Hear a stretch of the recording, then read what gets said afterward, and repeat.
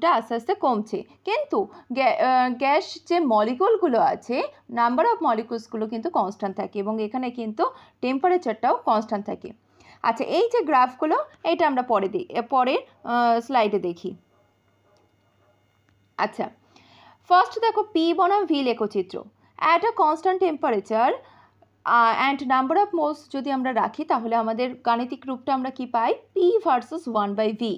তাহলে PV equals to কে বা constant. এবার আমরা ভিটাকে কি অ্যাক্সিস বরাবর রেখেছি? এক্স অ্যাক্সিস বরাবর, আর পিটাকে রেখেছি ওয়াই অ্যাক্সিস বরাবর। আচ্ছা, এখানে ইউনিট কী হিসাবে নিয়েছি? ভলিউমের ইউনিট নিয়েছি লিটার, আর প্রেশারের ইউনিট নিয়েছি অ্যাটমসফিয়ার। আচ্ছা, এই যে আমরা একটা রিলেশন পেয়েছি পিভি ইকুয়ালস টু কে, এই পিভি ইকুয়ালস টু কে মানে কি? কনস্ট্যান্ট। এবং আমরা এটা কার সাথে রিলেট করতে পারি? দেখতে পাচ্ছি এক্স ওয়াই ইকুয়ালস টু কি? কনস্ট্যান্ট। তাহলে এক্স ওয়াই ইকুয়ালস টু যদি কনস্ট্যান্ট হয়, তাহলে সবসময় আমরা জানি mathematically x y equals to যদি কনস্ট্যান্ট হয়, তাহলে সেই গ্রাফটা কীরকম দেখতে হয়? তার নেচারটা, গ্রাফটার নেচার হয় রেক্ট্যাঙ্গুলার হাইপারবোলা। ঠিক আছে, তাই জন্য কিন্তু পি ভার্সেস ভি বনাম যে লেখচিত্র, সেইটা কি হবে? রেক্ট্যাঙ্গুলার হাইপারবোলা হবে। আচ্ছা, এই যে গ্রাফটাকে, এটাকে বলা হয় আইসোথার্ম গ্রাফ। কেন আইসোথার্ম গ্রাফ বলা হয়? আমরা জানি কোনো গ্রাফে যদি টেম্পারেচার কনস্ট্যান্ট থাকে, তাহলে সেইটাকে আমরা বলবো আইসোথার্ম গ্রাফ। এইখানে আমাদের বয়েলস লয়ের যে গ্রাফটা পি বনাম ভি লেখচিত্রটা, সেখানে দেখা যাচ্ছে এইটা একটা constant temperature, the relation between pressure and volume, সেটাকে আমরা বলবো হচ্ছে আইসোথার্ম গ্রাফ। এবার আইসোথার্ম গ্রাফকে কী করে মনে রাখবো যে এটা আইসোথার্ম? আইসোথার্ম মানে হচ্ছে, আইসো মিন্স কি? সেম, আর থাম মানে হচ্ছে হিট। তাহলে এখানটায় কি হবে? এটা কনস্ট্যান্ট থাকে, তাই জন্য এখানটায় এটাকে বলা হয় আইসোথার্ম। আচ্ছা, নেক্সট পি বনাম 1/v লেখচিত্র। কি দেখেছি আমরা? ম্যাথমেটিক্যালি দেখেছি পিভি ইকুয়ালস টু কে বা constant at a constant temperature and number of moles.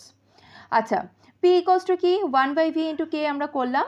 এবার এইখানটায় দেখো, আমরা যদি এক্স অ্যাক্সিস বরাবর 1/v এবং ওয়াই অ্যাক্সিস বরাবর যদি প্রেশারটাকে রাখি, তাহলে আমাদের গ্রাফের নেচার কীরকম হবে? আমরা ওইখানটায় পুট করে দেখলাম যে y equals to m x plus c হয়, যেখানে সি ইকুয়ালস টু সি নেই আমার এখানে, মানে 0।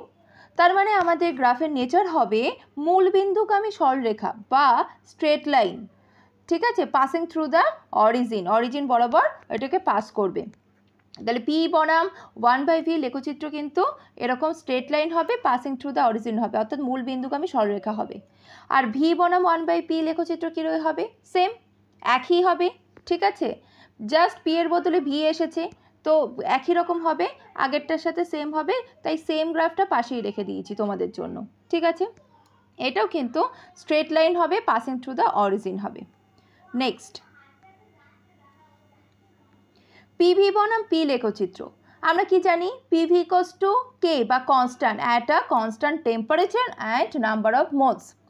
আচ্ছা, এবার আমরা জানি যে পিভি ইকুয়ালস টু যদি কনস্ট্যান্ট হয়, যদি পিভিটা তো কনস্ট্যান্ট, তাহলে সেটা কি হবে? সেটা এক্স অ্যাক্সিসের প্যারালাল হবে।